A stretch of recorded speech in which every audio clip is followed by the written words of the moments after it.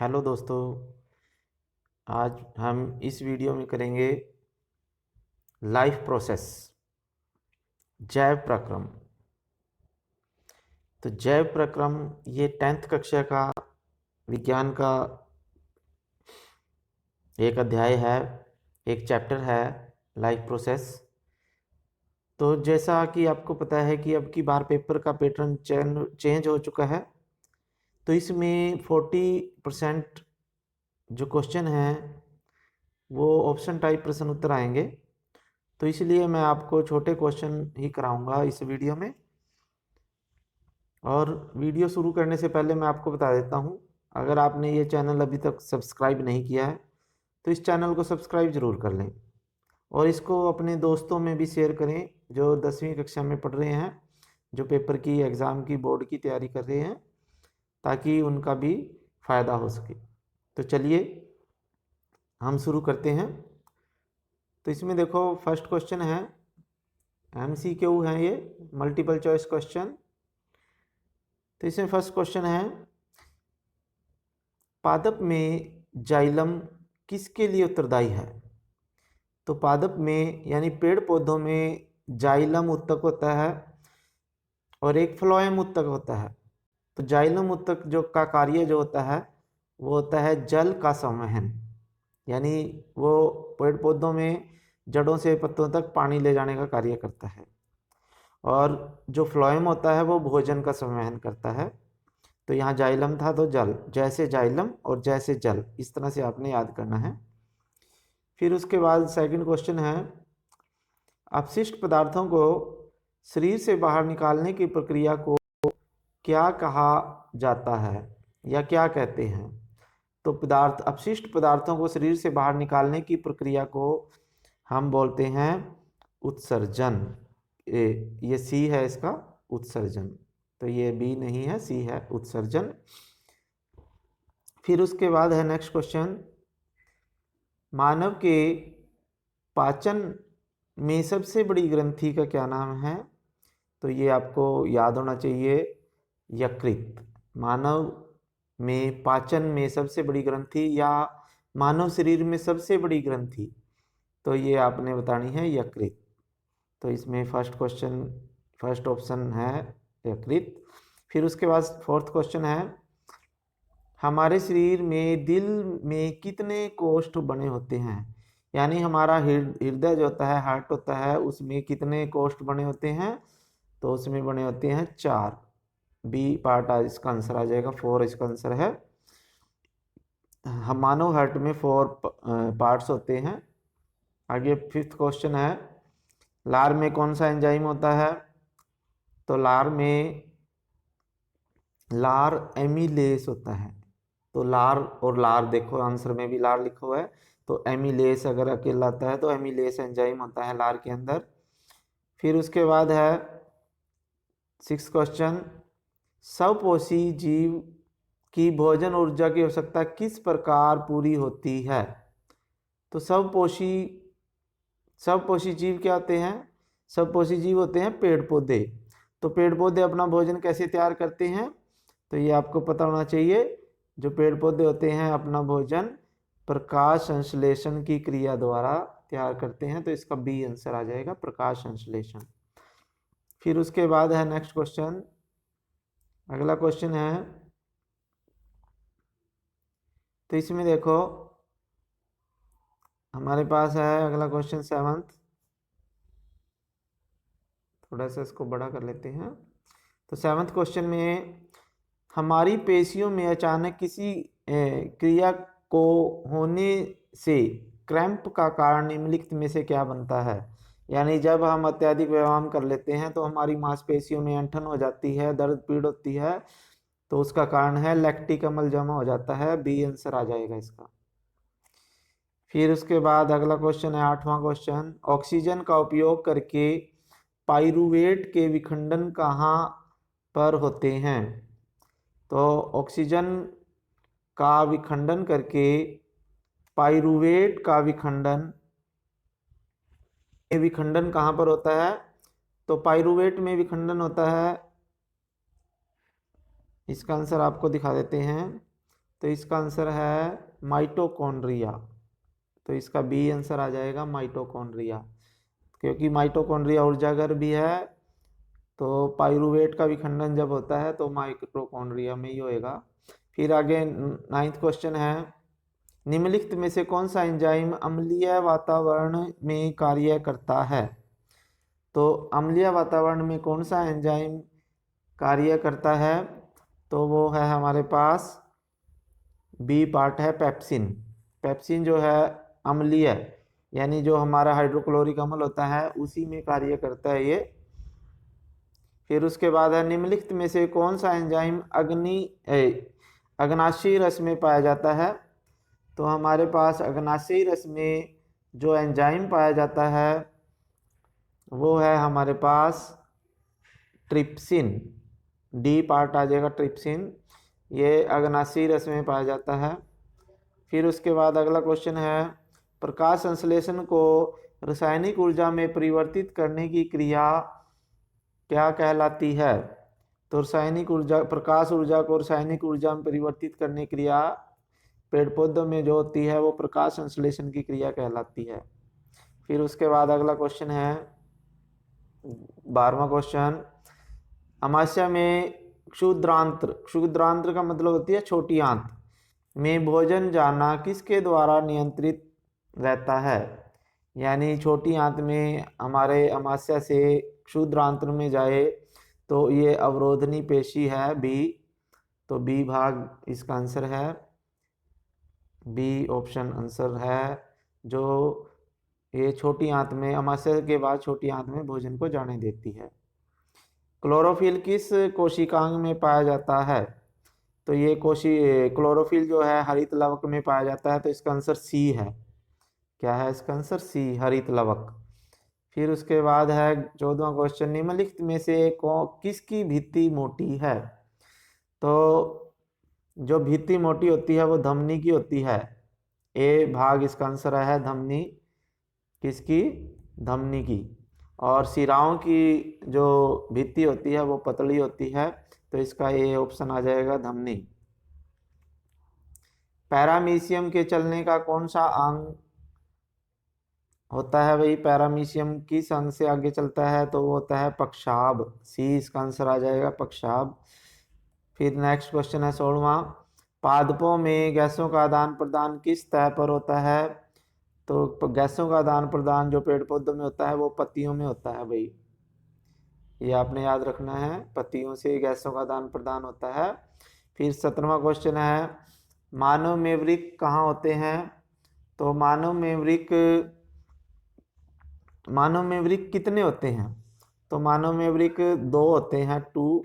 तो 2 इसका आंसर है, बी पार्ट इसका आंसर है 2। फिर उसके बाद है, पीत रस कहाँ से स्रावित होता है? पीत रस कहाँ से स्रावित होता है भाई? तो ये हमारे पास है यकृत से। कहाँ से स्रावित होता है? यकृत, इसका सी पार्ट आ जाएगा, यकृत। फिर अगला क्वेश्चन है हमारे पास 19th क्वेश्चन, मानव शरीर में वृक्क कहाँ पाया जाता है? तो मानव शरीर में वृक्क कहाँ पाया जाता है भाई? तो मानव शरीर में वृक्क जो होता है उदर या पेट में पाया जाता है। तो इसका सी ऑप्शन आ जाएगा, उदर या पेट। फिर है 20वां क्वेश्चन, पेड़ पौधे, जो हरे पेड़ पौधे होते हैं वो पोषण की कौन सी विधि का उपयोग करते हैं? तो वो स्वपोषी होते हैं पेड़ पौधे, क्योंकि अपना भोजन स्वयं बनाते हैं। तो इस स्वपोषी कैटेगरी में आ जाएंगे। इसका आंसर डी है, स्वपोषी। ऊतकों से दूर जाने और छोड़ने वाला रुधिर समृद्ध होता है किस गैस से? कार्बन डाइऑक्साइड गैस से। CO2 गैस होती है, क्योंकि ये ऊतकों से दूर जाता है, फेफड़ों की तरफ जाता है। फेफड़े इसमें ऑक्सीजन मिला के फिर दोबारा फिर ऊतकों पे पहुंचाएंगे। तो जो खून ऊतकों की तरफ जाता है उसमें ऑक्सीजन गैस होती है, और जो रुधिर ऊतकों से दूर जाता है या अंगों से दूर जाता है उसमें कार्बन डाइऑक्साइड गैस होती है। 22वां क्वेश्चन है, मनुष्य में श्वसन वर्णक क्या है? मनुष्य में श्वसन वर्णक यानी मनुष्य के जो सांस लेते हैं तो उसमें ऑक्सीजन अंदर ले जाते हैं, तो ऑक्सीजन के द्वारा हमारे अंदर ब्लड में कौन सा रंगीन पदार्थ होता है, वर्णक मतलब रंगीन हीमोग्लोबिन होता है। इसमें आंसर सी खून में पाया जाता है, जो जिसकी वजह से हमारे खून में ऑक्सीजन की आपूर्ति होती है। फिर 23वां प्रश्न है हमारे पास। तो 23वें प्रश्न में रुधिर धमनियाँ रुधिर वाहिकाएं जो हृदय से ऑक्सीकृत रक्त को शरीर के विभिन्न अंगों तक पहुंचाती हैं, यानी ऐसी रुधिर वाहिकाएं जिनमें शुद्ध रक्त होता है, ऑक्सीजन युक्त रक्त होता है, तो वो होती है धमनियाँ, ये आंसर आ जाएगा इसका। और जिनमें अशुद्ध रक्त होता है वो शिराएं होती हैं। तो ये आपने याद रखनी है, धमनी और शिराएं। धमनियों में शुद्ध रक्त होता है और शिराओं में अशुद्ध रक्त होता है।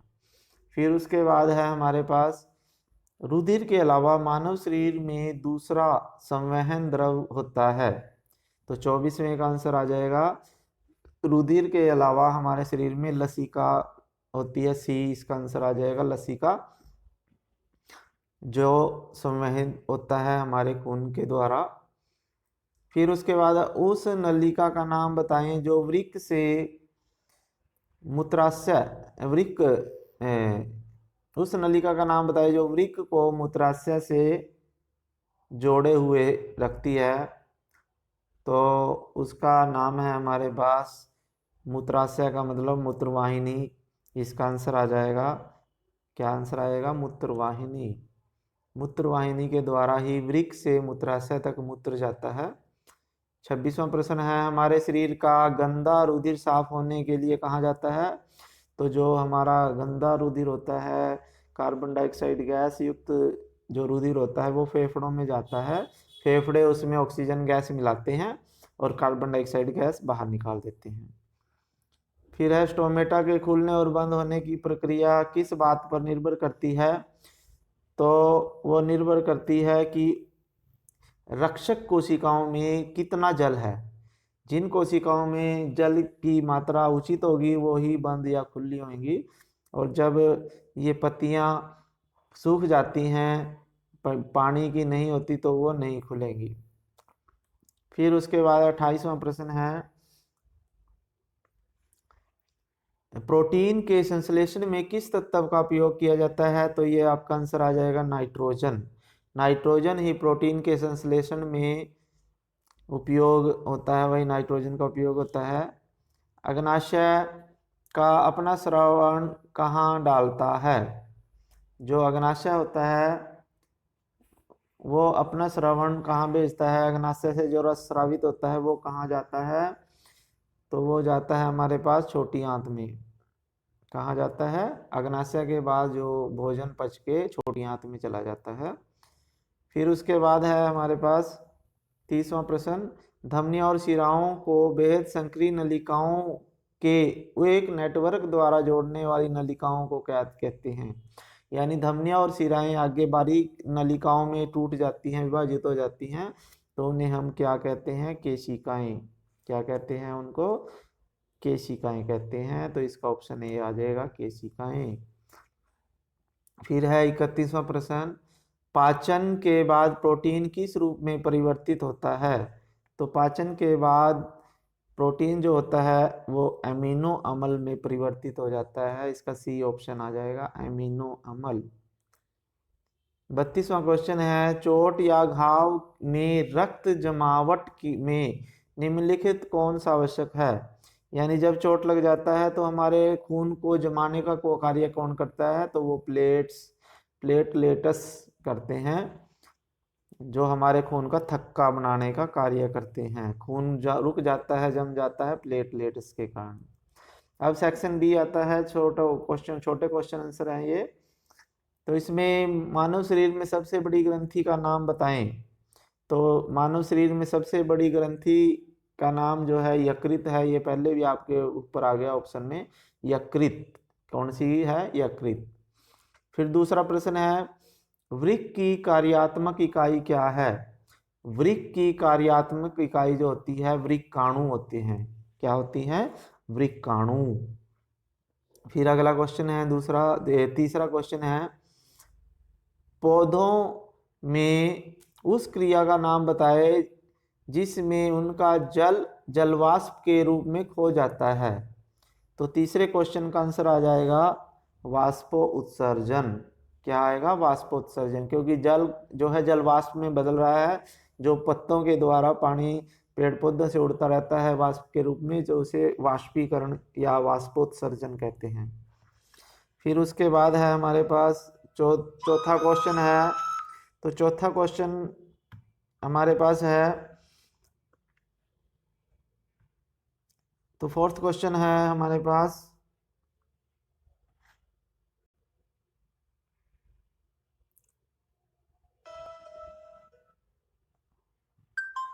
तो फोर्थ क्वेश्चन में हमारे पास आएगा, कवक में पोषण का तरीका क्या है? जो कवक है उसमें पोषण का तरीका क्या होता है? तो कवक में जो पोषण है वो मृतोपजीवी होता है, यानी मृत जीव जंतुओं का ही पोषण करता है कवक, इसलिए इसे हम मृतोपजीवी पोषण कहेंगे। फिफ्थ क्वेश्चन है हमारे पास, हमारे अमाशय में HCl की क्या भूमिका है? हमारे अमाशय में HCl की भूमिका क्या होता है? फिफ्थ क्वेश्चन, तो हमारे अमाशय में जो HCl है, हाइड्रोक्लोरिक अम्ल होता है, तो ये भोजन को अम्लीय बना देता है। जो भी भोजन होता है हमारे अमाशय में, उसमें HCl मिलके उसे अम्लीय बना देता है, और जिसके कारण जो पेप्सिन एंजाइम होता है वो क्रियाशील हो जाता है। अमाशय में जब भोजन में HCl मिलेगा, हाइड्रोक्लोरिक अम्ल मिलेगा, तो पेप्सिन एंजाइम अपना कार्य करेगा। तो पेप्सिन एंजाइम के कार्य के लिए HCl अपनी भूमिका निभाता है।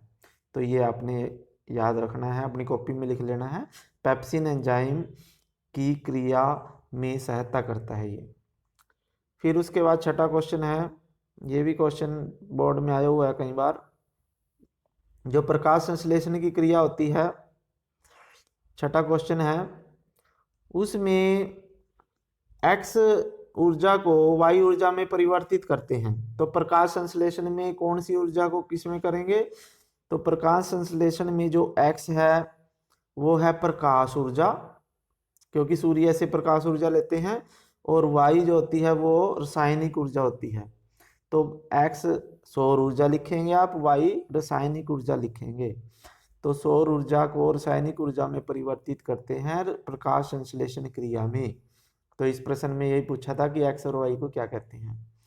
फिर उसके बाद है सातवां क्वेश्चन है, एडिनोसिन ATP का पूरा नाम। ATP का पूरा नाम होता है, आप ध्यान से सुनेंगे और कॉपी में लिख लेंगे, एडिनोसिन ट्राई फास्फेट। ए होता है एडिनोसिन, T होता है ट्राई, और P होता है फॉस्फेट। तो एडिनोसिन ट्राई फॉस्फेट आपने ये लिख लेना है अपनी कॉपी में। फिर उसके बाद है आठवां क्वेश्चन, हीमोग्लोबिन का क्या काम होता है भाई? आठवें क्वेश्चन में हीमोग्लोबिन का क्या कार्य होता है? हीमोग्लोबिन का कार्य होता है हमारे रक्त में ऑक्सीजन का परिवहन करता है, या हमारे शरीर में रक्त के द्वारा ऑक्सीजन का परिवहन करते हैं। फिर नाइन्थ क्वेश्चन है, किण्वन किसे कहते हैं? नाइन्थ क्वेश्चन, किण्वन किसे कहते हैं? किण्वन होता है एक ऐसी रासायनिक क्रिया है जिसमें सूक्ष्म जीव, ध्यान से सुनो और कॉपी में नोट कर लेना, जिसमें सूक्ष्म जीव ग्लूकोज या शर्करा का अपूर्ण विघटन कोशिका के बाहर करके कार्बन डाइऑक्साइड गैस और अल्कोहल का निर्माण करते हैं। तो किण्वन प्रक्रिया ऐसी प्रक्रिया है जिसमें जटिल पदार्थ, इसको दूसरी लैंग्वेज में भी आप लिख सकते हो, जिसमें जटिल पदार्थ सूक्ष्म पदार्थों में टूट विभाजित हो जाते हैं, और इस प्रक्रिया में कार्बन डाइऑक्साइड गैस और अल्कोहल बनता है। तो किण्वन प्रक्रिया के द्वारा ही हम एथाइल अल्कोहल का निर्माण करते हैं या शराब का निर्माण करते हैं। फिर 10वां क्वेश्चन है, ग्लाइकोलिसिस प्रक्रिया कहाँ होती है? तो ग्लाइकोलिसिस प्रक्रिया जो होती है कोशिका द्रव्य में होती है। ये कोशिका द्रव्य में होती है ग्लाइकोलिसिस प्रक्रिया। फिर आगे क्वेश्चन है हमारे पास, खाली स्थान भरो, fill in the blanks. Dash मनुष्य में श्वसन का अंग है, यानी सांस हम किस अंग के द्वारा लेते हैं? फेफड़े। तो हमारे पास इसका आंसर आ जाएगा फेफड़े। तो जो पहला हमारे पास क्वेश्चन है, पहले में हमारे पास ऑप्शन आ जाएगा फेफड़े, आपने इसमें भरना है। फेफड़ों के द्वारा सांस लेते हैं, श्वसन करते हैं। गोंद रेजिन पौधों के उत्पाद हैं। गोंद और रेजिन जो पौधों के अपशिष्ट पदार्थ होते हैं, पौधों में से अपशिष्ट पदार्थ जो निकलते हैं वो गोंद के रूप में, रेजिन के रूप में निकलते हैं, या CO2 गैस के रूप में भी निकलते हैं। फिर तीसरा है, प्रकाश संश्लेषण में गैस का उपयोग होता है, तो वो CO2 गैस का उपयोग होता है, कार्बन डाइऑक्साइड गैस का उपयोग होता है प्रकाश संश्लेषण क्रिया में। फोर्थ क्वेश्चन है हमारे पास, प्रकाश संश्लेषण में गैस का उत्पादन होता है, तो ऑक्सीजन गैस का उत्पादन होता है O2। तो जहां O2 आए वो ऑक्सीजन गैस होती है, तो ऑक्सीजन गैस का उत्पादन होता है प्रकाश संश्लेषण गैस में, और CO2 गैस का उपयोग होता है, पिछले क्वेश्चन में जो पढ़ा था हमने। फिफ्थ क्वेश्चन है हमारे पास, हाँ, सभी हरे पौधे, जो सभी हरे पौधे होते हैं वो स्वपोषी होते हैं भाई, क्योंकि वो अपना भोजन स्वयं बनाते हैं, इसलिए हम उन्हें स्वपोषी कहते हैं। फिर उसके बाद है छठा क्वेश्चन, गैसों का वास्तविक आदान प्रदान फेफड़ों की कहाँ होता है? कूपिकाओं में। कहाँ होता है? कूपिकाओं में। छठे का आंसर आपने लिखना है कूपिकाएं। क्या है? कूपिका। कूपिका में होता है, काफी सारी कूपिकाएं होती हैं फेफड़ों में, उन्हीं में ऑक्सीजनों का आदान प्रदान होता है।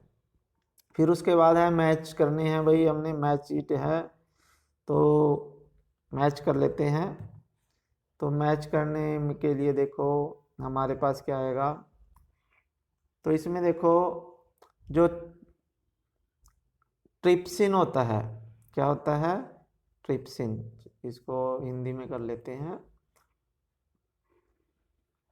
तो जो ट्रिप्सिन होता है तो वो एंजाइम होता है, और वो अग्नाशय से निकलता है। कहाँ से निकलता है? अग्नाशय। तो फर्स्ट जो है वो सी से मैच हो जाएगा, अग्नाशय। ट्रिप्सिन और अग्नाशय। अग्नाशय से स्रावित हार्मोन होता है, ये एक तरह से एंजाइम होता है। फिर उसके बाद है सेकंड वाला है एमाइलेज। एमाइलेज जो होता है लार में होता है हमारी, तो ये दूसरे का डी आपने लगा लेना है, लार। एमाइलेज लार, ये पहले भी प्रश्न आया हुआ है ऑप्शन में। पीतरस, अब ये पीतरस कहाँ पे स्रावित होता है? तीसरे का ए आ जाएगा। पीतरस जो होता है यकृत होता है, यकृत से निकलता है ये पीतरस। और पेप्सिन जो होता है वो जठराग्नि। पेप्सिन जठराग्नि आ जाएगा।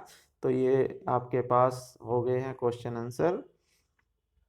तो अगर आपने अभी तक ये चैनल सब्सक्राइब नहीं किया, इसे सब्सक्राइब जरूर कर लेना, और आपने इसको अपने दोस्तों पे शेयर भी करना है, ताकि ज़्यादा से ज़्यादा बच्चों का इसमें फ़ायदा हो सके। धन्यवाद। जय हिंद।